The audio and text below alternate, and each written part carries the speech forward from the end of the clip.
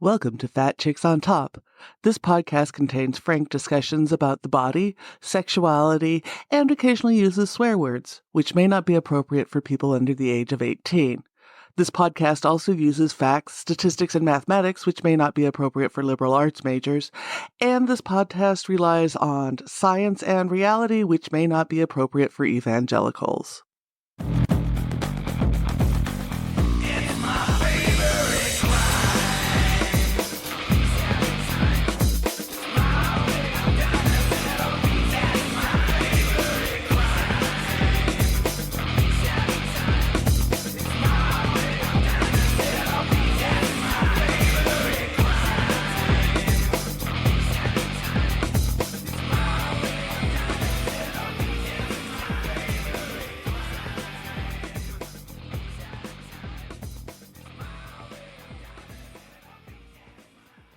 Welcome to Fat Chicks on Top. You are here with your host, Auntie Vice, and I'm super excited today.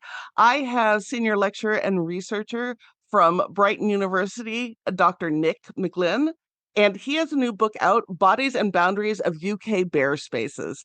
If you listen to the show regularly, you know we've had other bears on the show. I am a fan of bears, so welcome to Fat Chicks. Thank you so much, Auntie. I'm really happy to be here.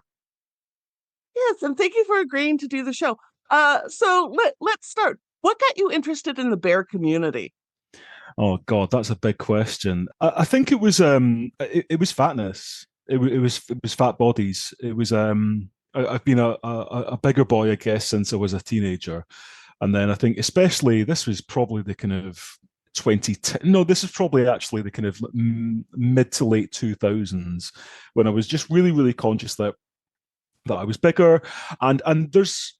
I think this is still the case today. There's a lot of kind of push for GBQ men in particular to fit themselves into a quote unquote tribe, as Grindr would have it, or essentially a category of gay men. And often that's it's a bit tongue in cheek. It's not so serious. But when I was thinking, what the hell am I? I'm certainly not a twink. And I'm not very muscular at all, so I can't be like a clone or a muscle baby or something. So, and people sometimes describe me as a bear, and I thought, oh, well, that works. I seem to fit that, and that seems to fit me. So I'll go with it. So it's not some kind of big, deeply held thing for me. It's something that works, and that's definitely something that I have found doing my research in the UK. That seems to be how a lot of guys have kind of come to the bear community, and that category, or if you want to call it an identity. I think it is often about being bigger, being fatter, that kind of brings people to it.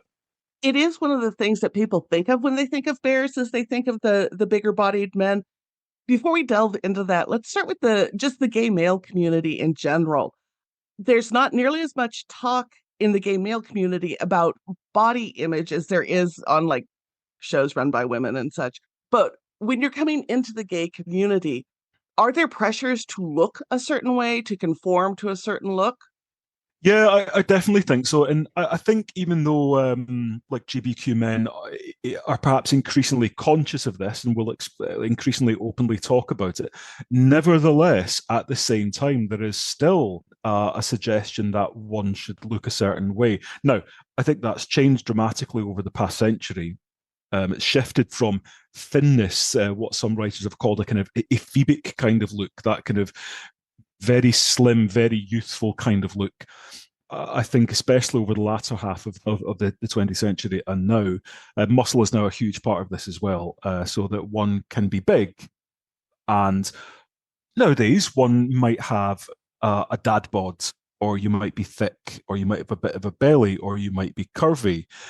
But fatness is still not part of that kind of desirable equation. And so that seems to be still, I would say, very much the case amongst the gay bi-queer men.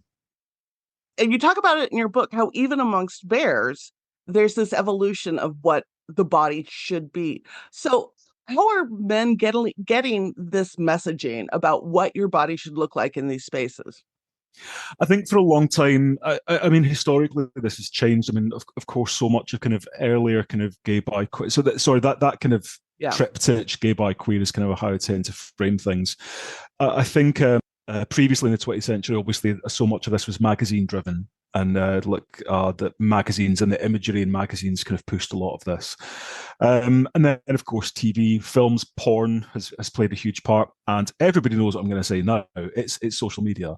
That so much of it is driven by the constant kind of spread of images on everybody's social media, and even those that are ostensibly body positive, body inclusive, even fat positive or fat inclusive. It's still a certain kind of type of kind of image that gets promoted, and it does tend to be more muscular as and not too fat. Essentially, is kind of what is kind of being portrayed nowadays. So I think the apps, social media, and then all the kind of same old things: films, porn, magazines. If people still buy such a thing, I guess are still a big part of the equation. So you talk about, and it's one of the things I loved about the book. You talk about the fact that you can't be too fat in bare spaces, or the where the fat is located on your body. So you come to the bear community as a bigger bodied man.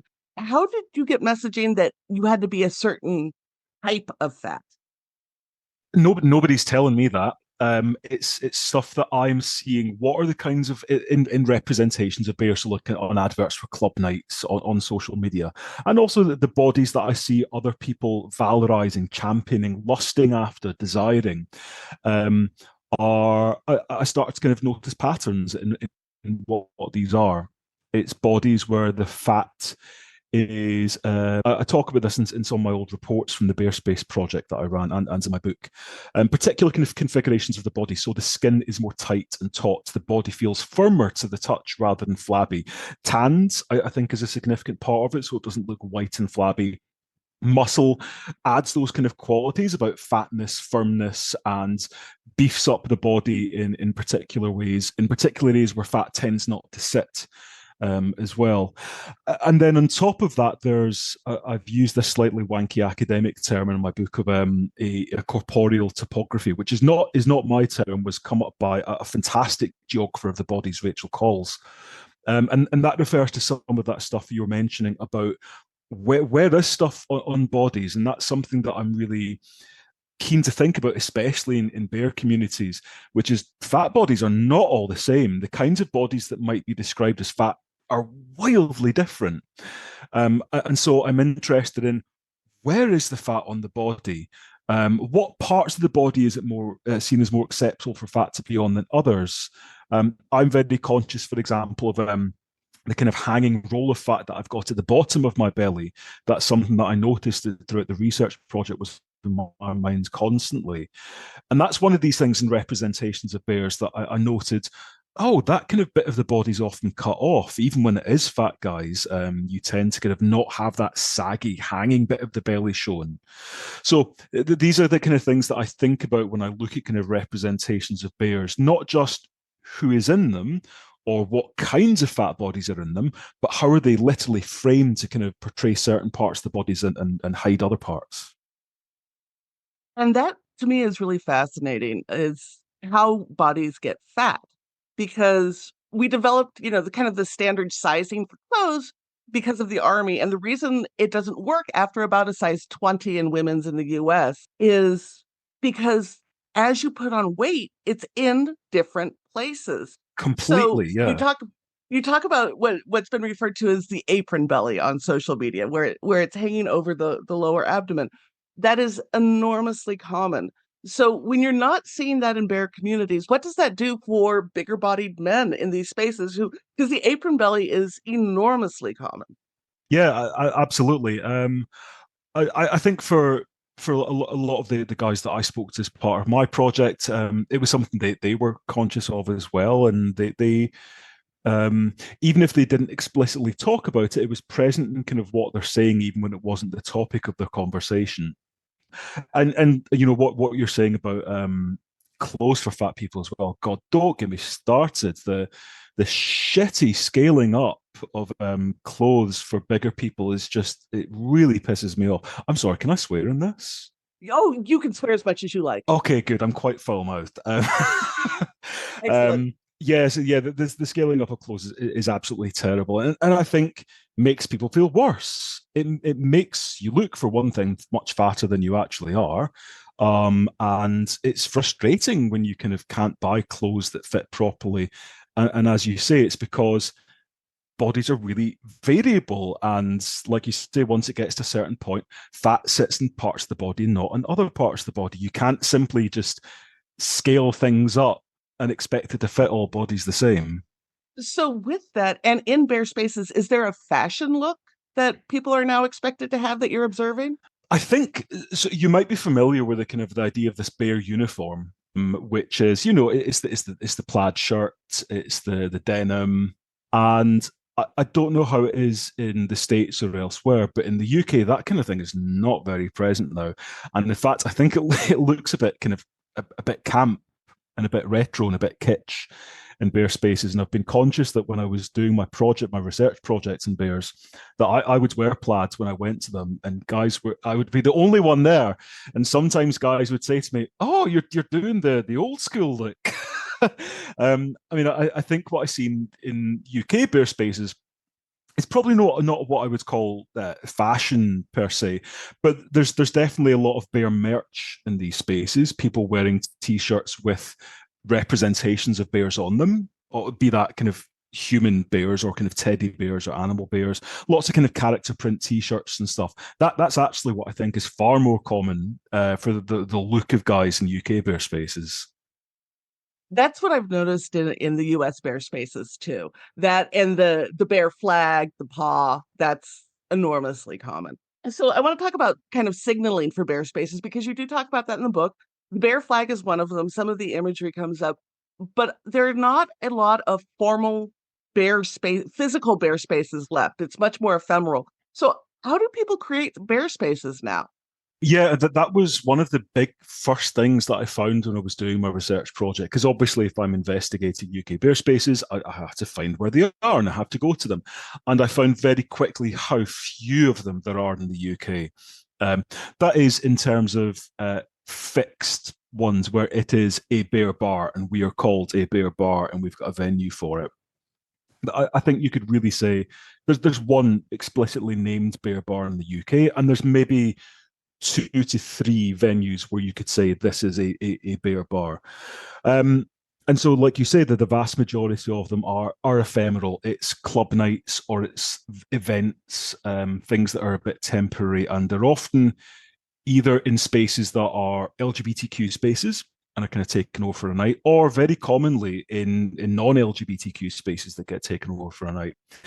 And in terms of creating a bear space, that was obviously something I was interested in my book as a geographer who's interested in LGBTQ social and community spaces. I'm interested in how these are made to be that. What does it mean to create an LGBTQ space or a bear space? Um, and certainly in my experience traveling to these more ephemeral spaces, I found there was not very much done to it in terms of the aesthetics. You might see a wee bear flag here and there, but it seemed a bit perfunctory. And in more clubby kind of environments, there would usually be a bit of like camo netting that was put down to kind of form an impromptu dark room. For if any listeners don't know, this is a very kind of common thing in gay men spaces for kind of going to fuck in a club or something. And then you might see it like a couple of posters or something around, but really aesthetically, very very little done to a space to make it a bear space. And probably obvious reasons. It's a lot of work to do something like that for like a night or a weekend for what are events and stuff run by volunteers. And overwhelmingly, what I found creates a bear space is the bodies. It's the people in it, and it's achieving what I talk about in the book as a critical mass, which means not just a majority, but an overwhelming, unchallengeable majority of bodies that can fit into that category of bear. Now, that's in the UK context, at least, that's quite a wide variety of different bodies can actually fit into that category. But that's essentially what it means. Like achieving the bodies in the space makes it feel like a bear space, or at least a beary space. So it's all about the people. When you talk about that in the book about achieving this critical mass, however, you also talk about how the double XL is kind of weeded out. And that's changed, right? How who you're appealing to. There's kind of a limit, right? So I think you're referring there to the club XXL. Mm-hmm. So XXL, if listeners don't know, XXL has long been the premier beer club, but also the premier beer venue in the UK. It's the default one. It's the one that if you talk about kind of beer space in the UK, it's XXL is what in everybody's mind. And I've been to XXL myself. I had some really good nights there. But I think the demographic of XXL changed, and I'm not even sure if the manager, the organizer was very happy with that either. But that's part of nightlife in London. Very difficult to kind of keep venues open when you've got a niche audience, when you've got Mm-hmm. that ground rent to pay. So yeah, look, people discussed that XXL was felt to be less of a bear space explicitly because of the kinds of bodies that were in it. It was much more kind of muscular guys, guys who lots of my participants said I don't really see them as bears at all, to be honest. And so that's why that shift appears to have occurred. The bodies in it again makes it feel less like a bear space. So you talk about how XXL is one of the only bear spaces in the UK right now.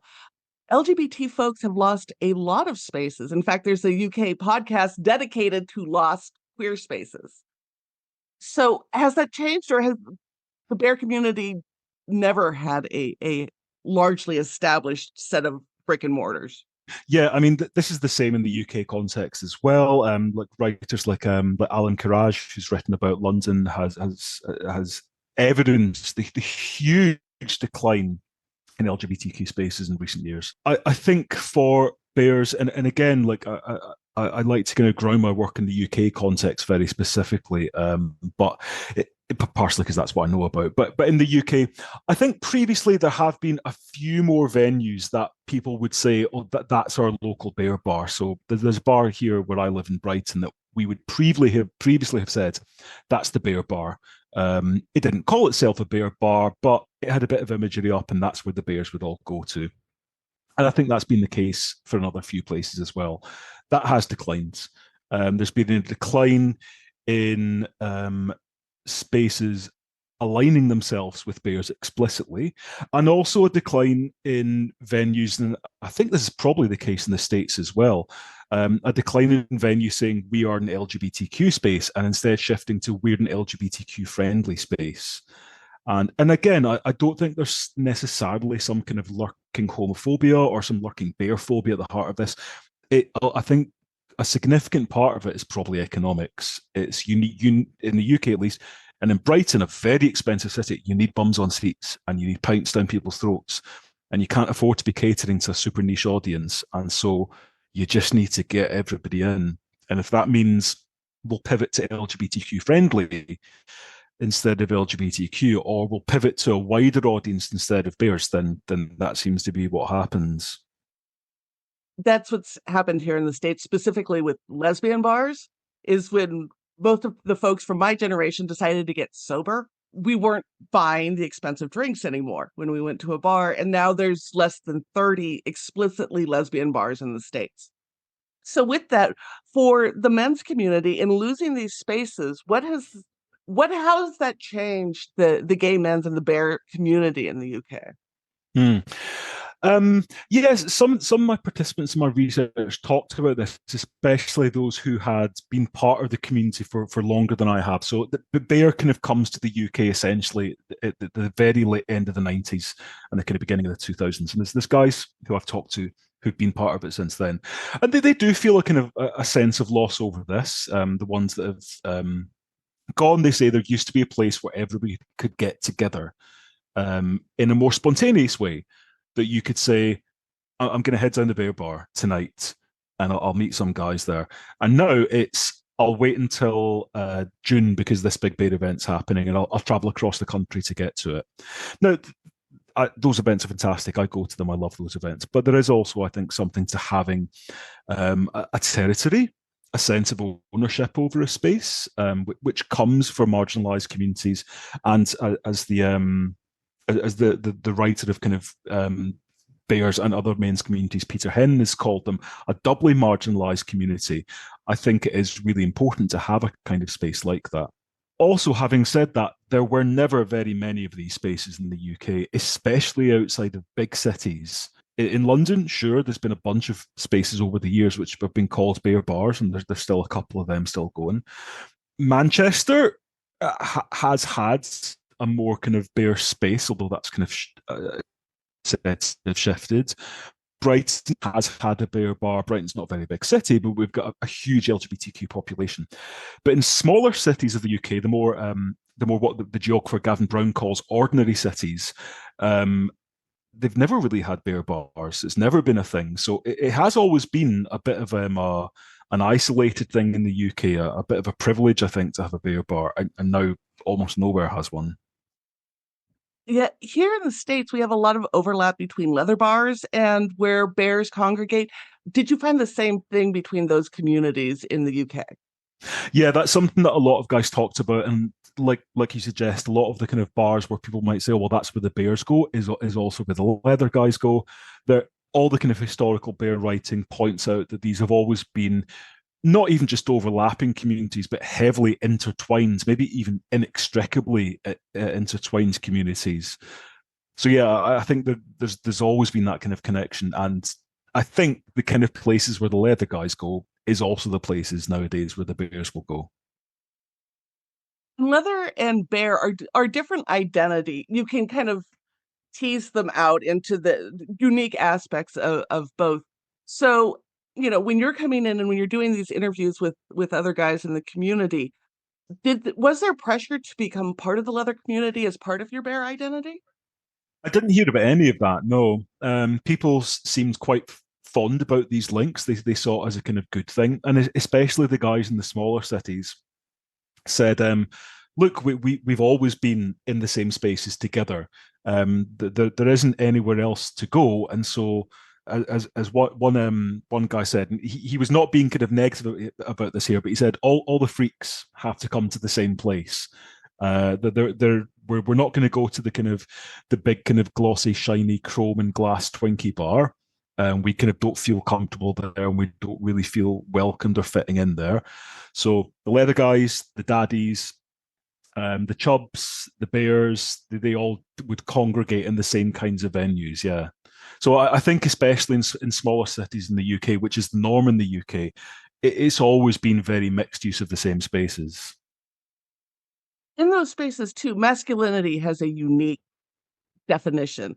And you talk about both kind of masculine brag as well as masculinity. So how does masculinity get defined in these bear and leather and overlapping spaces? Yeah, that's a really kind of big question. Folk who end up reading my book might be surprised that I don't talk about masculinity very much about in it. And there's a couple of reasons for that, and then I'll kind of move on to your question. Um, the first reason is that I wasn't studying masculinity in my project, and so I wasn't asking questions about it, and maybe guys didn't talk about it so much. The second is I'm a bit kind of concerned amongst kind of academics of men, and so the people might kind of characterize the kind of study of men in academia as men and masculinity studies, and that's always really troubled me, that you can't talk about men without masculinity in a way that we would never say you must study femininity to study women. And I do think there's a bit of a risk in studying men that masculinity becomes this kind of master narrative, that because masculinities are plural and multiple and fluid, it kind of goes so far as to suggest it can be the explanation for anything. Everything turns out to be masculinity. It's just a new type of masculinity we've come up with or identified. It was all masculinity all along. And so I did very explicitly want to kind of think about bears without foregrounding masculinity too much. Having said that, I do discuss the seriousness, I guess, of masculinity. Quite a few of my participants were really keen to emphasize that, like, this is drag. The masculinity here can be quite camp. Lots of the guys really appreciated campiness in the bear scene. They said that was a big strength of it. Um, and as several kind of historical writers of bears have noted, um, just as much as kind of bears have been framed as kind of masculine guys, there's also been quite a lot of writing that sees bears as kind of synthesizing masculinity and femininity, and kind of nurturing aspects of femininity in some ways. So, yeah, I guess and also there's the fact that if you go to these spaces, it is not all kind of big butch masculine. That is not what's happening there. It's everybody like camp off your tits, shrieking and screaming, and that's great, and I love that about it. And so I think when you go to a bear space and everybody's had a couple of pints, the idea that this is some kind of hyper mask atmosphere tends to drop away quite quickly. Well, and that's what I find delighting about bear spaces is there's not a prescripted definition of what you're unlike my experience in tweak spaces where there's a very specific type of effeminate aspect they're supposed to bring to the event. Bears are more fluid in it, as you point out. On that, with this, pressure to change how we understand gender more of it as a spectrum, right? It's a huge conversation going on right now. Um, has any of that come into bear spaces, or is that very secondary to other LGBT spaces? Yeah, I think it has definitely to a degree. So some of my participants are trans guys, are trans bears, and some of the organisers of bear spaces who I spoke to, who were cis guys themselves, talked about kind of things like gender fluidity, about non-binary people in bear spaces. The general kind of consensus amongst at least the guys that I spoke to was that generally none of the organisers had any kind of problem with trans bears. And quite a few of them said, we're very actively trying to support trans guys to come into these spaces. And several others pointed out, correctly, I know, that there's far more trans guys in bear spaces than I think a lot of cis guys know. And when it comes to, say, gender fluid, non binary people, that was something that people felt a bit more not conflicted about, but kind of not sure about kind of how to deal with it. I did for myself when I go to kind of bear spaces. I know personally of plenty of either non-binary, gender fluid, gender queer folk that are present there, both assigned male at birth and assigned female at birth. Um, but I'm not really sure how that's being taken by other people. I think the fact that they're in the space says one thing. They clearly feel that this is a place that I want to go to and I'm going to participate in. And generally, I've seen a lot of them having a really good time. But I do know that that is not universal. I certainly am not saying that there's no problem about kind of like gender fluidity and stuff in bear spaces at all. I think perhaps it's kept a bit more under wraps, particularly because, thankfully, the organisers that I know of, at least, are extremely supportive. Um, the the big kind of question, which I deal with towards the end of my book, however, is women in bear spaces, and that was seen to be a huge problem by people, and that includes trans women as well. In fact, I found it notable that the trans guys in my project also had a problem with trans women in bear spaces or any women in bear spaces, and this is a kind of huge and really difficult conversation. I worried initially this was just misogyny, that this is just guys who are being really patriarchal and saying, no, this is our men's space, keep out. But a lot of the kind of politics around women in these bear spaces, it actually seemed to be about discomfort, particularly about bodies. And because when you get even a few kind of visibly kind of identifiable women in those spaces, a lot of the guys seem to clock that critical mass that I discussed of this overwhelming majority of these berry bodies, they felt that kind of critical mass had been challenged and it had kind of weakened. And so they felt a bit more vulnerable in some ways. Now, I know that sounds completely bonkers to like suggest that these kind of big, quote unquote, masculine big guys are in some way threatened by women, but actually that's how some of them described it. And I noted quite a few when discussing the kind of instances of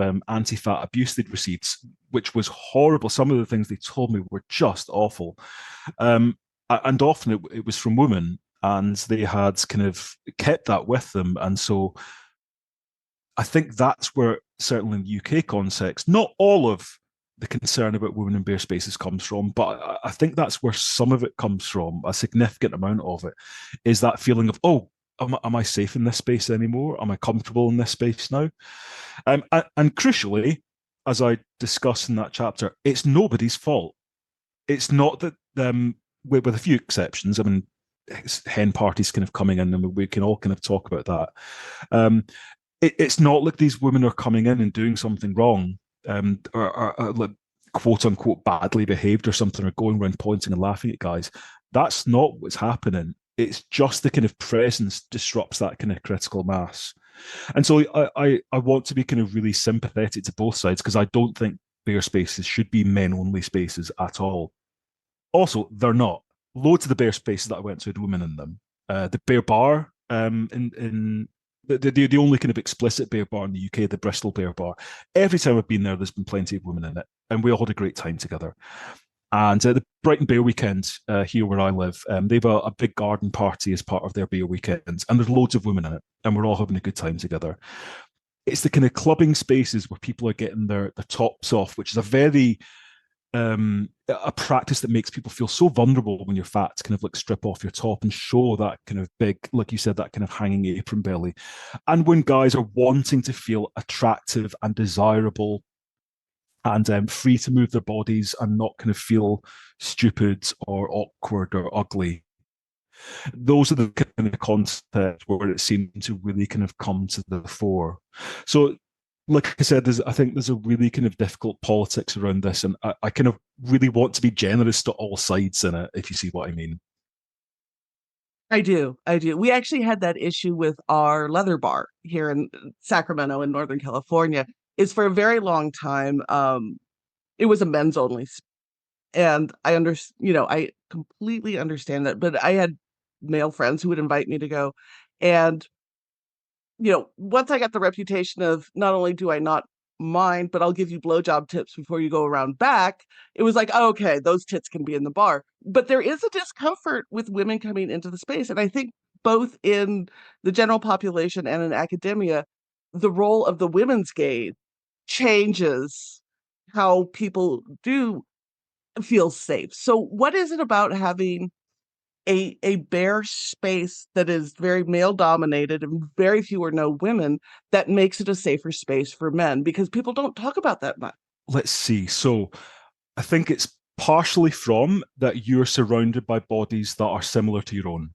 That is, I'm not the big fat guy. There's loads of big fat guys here, and I'm one of them.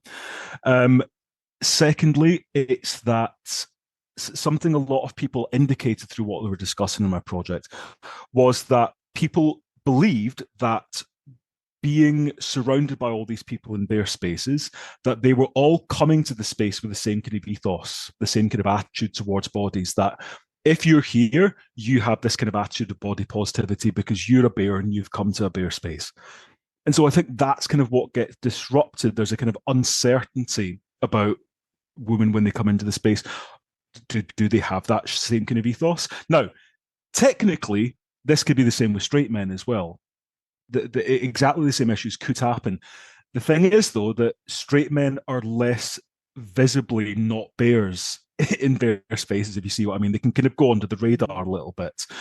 I think if straight men were all painted purple and a big pile of them came into bear space, I think you would have that similar kind of thing. It's the visibility of it that for many women, not all women, but many women, I think, will kind of be hyper visible on entering bare spaces. And I think that's kind of the challenge, that kind of critical mass that creates the bare space, and the bare space in its status as a bare space is what makes guys kind of feel safe and comfortable in their bigger bodies. You talk about in the book, and you just brought up that you're surrounded by bodies like yours. And in the book, you have several guys who say, well, it's nice to not be the biggest body in the room, right? Mm. What does it emotionally, how does it change when you see other guys who look like you, especially guys if they're having their tops off, if they're enjoying the night, what does that do emotionally for the other folks in the space? So I think there's two aspects to that, a kind of positive one and and then a kind of more negative one that makes me very uncomfortable. I think the positive one is that it means guys feel that they fit in, and fitting in was incredibly important for fat guys in my research, because in their everyday life and in kind of non-bare LGBTQ spaces, they really feel that they don't fit in. Literally, I do not fit into this place. I'm the one that stands out, and I stand out for a thing that is highly stigmatized, which is being fat. Getting to fit in and not stand out for that stigmatized feature was really important to guys, and it made guys feel. I know that kind of the term the safe space is kind of really prevalent in kind of LGBTQ scenes. That's not how these guys described it, though. They described it as comfortable. And I think we might imagine comforts to be some really kind of cosseted, privileged position. But I think when it comes to kind of feeling marginalized for being fat, I think it's good for guys to feel comfortable at times, to take that stress away, that feeling of being under the radar, under the microscope away, and just to feel that you don't have to have that weight of your weight on your mind all the time. So I think getting to feel comfortable in those spaces is really important. The flip side of this is what you kind of indicated in the question, which is it's because they're not the biggest one. And actually, that's something that came up over and over and over again. And by me as well. So as part of my research, I was writing. I went to all these spaces. I cunningly, dastardly convinced my university to give me money to go and get pissed and take my top off and dance and shag all these big fat guys. Hopefully that's it. Get back to the VC. But as part of that, I was writing down all my kind of own experiences, my own observations. And when I went back over it and read all of my notes, I realized I was doing it too. I was constantly saying, "Yeah, I felt really good because I wasn't the fattest guy there, and there was these other guys there, and they were much fatter than me." It's everywhere, and great. Okay, so I feel kind of comfortable because I'm not the biggest one. But what does that mean if you are the biggest one? So that really suggests to me not just that there is a kind of lurking fat stigma in bare spaces, that maybe these guys weren't, and me, we're not pointing at the biggest guy and saying, "Oh, look at the big fat guy," but there is a kind of sense somewhere of, at least that's not me. A kind of sense that being fat is still bad. And secondly, the even more kind of troubling aspect is that getting to feel comfortable is kind of predicated in that fat stigma. It's kind of produced through that ongoing stigmatization of fatness. So yeah, that's something that I found kind of really troubling for myself. And again, this is not some kind of blame thing where anybody is at fault here. It's just that's the kind of power dynamic, the bodily power dynamic that's kind of happening in these spaces. It actually comes up quite a bit in writing around body liberation, especially by people who identify as like super fats or Mm. infinite fats, that there's an acceptable level of fat, and beyond that, it is no longer acceptable. Is there any work going on in the spaces you were in to make very large bodies more acceptable rather than just as setting it as that's the fattest person in the room, so I'm okay because I'm smaller? I don't know what's happening now, but certainly I follow these places in social media and I go to them and I know some of the organizers, but certainly I'm not aware of any specific initiatives to kind of do that.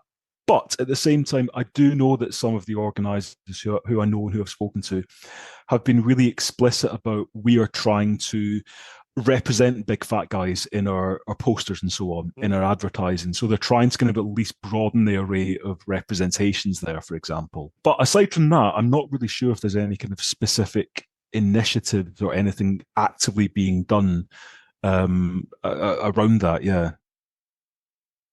So you mentioned you got your university to pay you to go around the country and get pissed with a bunch of other big fat bears, which is fantastic. You are in academia, and it's changed dramatically that from when I went through my graduate program and stuff. And you're published by an academic press, Routledge. Yeah. Um, What has changed in academia about talking about this? Because 15 years ago, this book never would have been published as it is. Yeah, I think there's a couple of aspects to this. Part of it is geography, by which I mean the discipline of geography. So I'm a human geographer. I feel very kind of grounded in geographic thinking that is at the heart of the book. But thinking about bodies and thinking about fatness in geography is still very, very niche, is often seen as either not quote unquote not real geography or as not something that geographers should talk about because it's so like disgusting, so abject. And quite similarly, those kind of issues with sex, talking about sex, sexuality, LGBTQ issues has taken a long time to kind of make it into the discipline of geography. I think that kind of has become a little bit kind of more mainstreamed in geography now to a degree in the UK at least, and I think in the States as well. Not everywhere, I think though. So, but I am very kind of glad that the work that I do can kind of be written about now. But that's not to say that it's not still challenged in academia, and certainly there's been plenty of times at say academic conferences where people have clearly kind of not been very happy that I'm presenting this kind of work. Talking about bodies is slowly becoming a thing in academia. Oh, you know, more now, but I mean it's still a very small area. So, how is it received by your students? Because you get to lecture on gender and sexuality. Yeah, I do. So I teach that. That's what I specialize in as a researcher. So I teach a lit. I do a specialist module for my final year students. I don't know how that's described in the States. A class, I guess. Senior year, yeah. Yeah. So I do a class in their final year called Geographies of Genders and Sexualities. And we talk about lots of these issues through a kind of a geographic take. So we think about the importance of social spaces, community spaces. We think about global trans geographies. We think about changing masculinities in the workplace. We think about geolocating dating apps. And it's a popular module. My students always seem to really, really love it. I get really good feedback on it all the time. And my students, the assessment for it is that they have to write a kind of a personal reflection that uses what they've been learning to understand some of these issues in their own lives. And I'm always really thrilled to see kind of what they write about, how they're kind of like coming at these issues and how they're kind of using this scholarship to help them understand the issues that they kind of see in the world around them. And I also get to teach a bit about fatness as well. I do that as a bit of an introduction with some of my second year students, and there we're explicitly thinking about the kinds of spatialized discrimination and marginalization of fat people literally not fitting into space. And there we use some kind of really good fat activist material. We use stuff by Aubrey Gordon, and we use stuff by Stacey Bias, and some really fantastic fat studies scholars as well to kind of think about actual bodies. Who can you imagine such a thing? Talking about a physical, fleshy, bony, material thing, which, as a number of geographers and others have pointed out, is still one of the things that is so difficult to talk about in academic research because bodies are gross. Bodies are disgusting.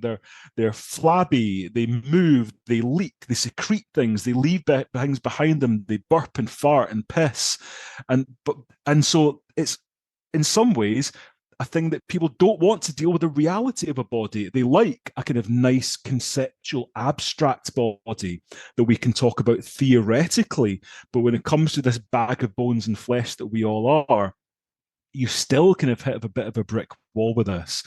And that's kind of what I'm pushing at. And you can see some of in my book. I'm interested in flesh. I'm interested in these things that we are walking about, and bringing the kind of materiality of the fleshy corporeal body into our studies, because that's life.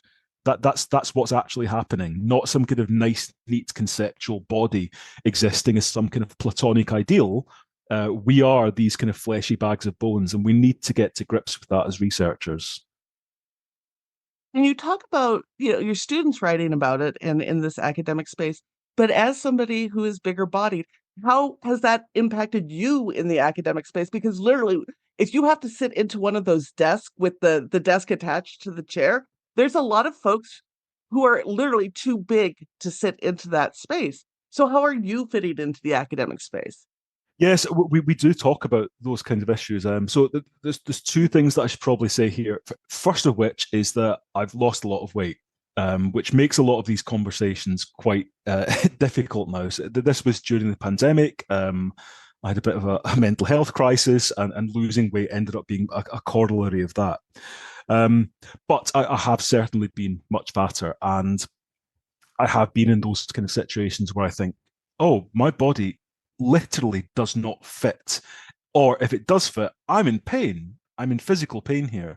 And so we actually, I always like to kind of try to get the students thinking about their own experiences around them. And so we talk about fatness at the university. We think about those chairs with the thing that folds over and who might not fit into that. And we think about, we had all come back from a field trip at that when I was teaching this. And I said, think back to a couple of weeks ago when we were on the plane, and that even smaller people found it quite uncomfortable and difficult to fit into that. And we talked about height as well. That I'm a very tall guy, and a couple of my students are tall guys, and we said when you're taller, bodies literally don't fit into these spaces sometimes either.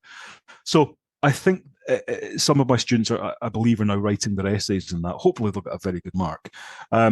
That's one of the things that I'm really pleased to be able to teach to students, to get them to kind of think about the physical and the very physical and the very spatial ways in which different kinds of bodies experience quite really tough marginalization in these really everyday spaces that's all around us. It's not some kind of isolated incident, it's kind of present everywhere.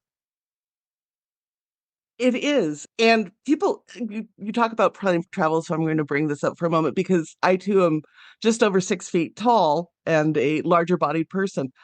Plane travel alone is a limitation for a lot of us. Like I'm flying to London in a couple of weeks, and the idea of 12 hours in that cramped space is horrible. For you moving through it, has that ever limited your, just being able to fit into spaces? Has that changed how you can research spaces? I'm not sure it's changed my ability to do the research itself. I mean, you put yourself through the discomfort. Like you stand up and go, Jesus Christ, my knees, I'm in so much pain. Or, oh God, I've got this really painful red mark around my belly now because this bloody table has been sitting. Or you deal with the humiliation of chairs breaking under me, as has happened in the past. That terrible thing that I think has happened to a lot of bigger people, which stays with you.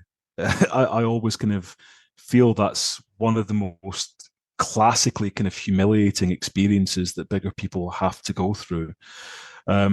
So for me, it's more kind of keeping those experiences with me and using that as fuel to kind of help me think that this is real stuff that is happening to people. It feels terrible. It's so ubiquitous, and it's of course, I think both of us have this kind of milieu of kind of like body positivity that thankfully we can associate ourselves with, but there's still so much explicit anti-fat sentiment out there. It's still so present, and so I think that's what it is for me. It's really kind of using this as fuel to think these are genuine problems. I know they are because I've experienced it too, and something needs to be done about it. And that something cannot be get people to lose weight as fast as humanly possible. That's not going to happen. So, practically, pragmatically speaking, what are we going to do? And that's what's at the heart of my research, really. And that's one of the things I absolutely loved about this book. It's beautifully written and it's free. So, do you want to plug the book? You want to plug where people can read it and where they can follow your other research? Sure. Well, as Auntie's told you all, my book is free. That is as an ebook. The hard copy, because it's an academic book, is wildly expensive, but you can download it for free as an ebook You can do this by searching it on Routledge's website, or you can look up my academic profile, Dr. Nick McGlynn at the University of Brighton. Not only is the book free to download, but pretty much all of my research in fatness and bears is free to download from my academic profile. So please make use of that. Help yourself to everything. I'm not looking to make a buck off of this. Readers will have all of those links in the show notes and more. I encourage you. This is a beautifully written book. I've just started getting into some of your other work on fatness, and I love the approach. I love the writing. It's very accessible, even to somebody who wouldn't be an academic. It's very accessible. So thank you for that, and thank you for being on the show. Thanks very much for having me, Auntie.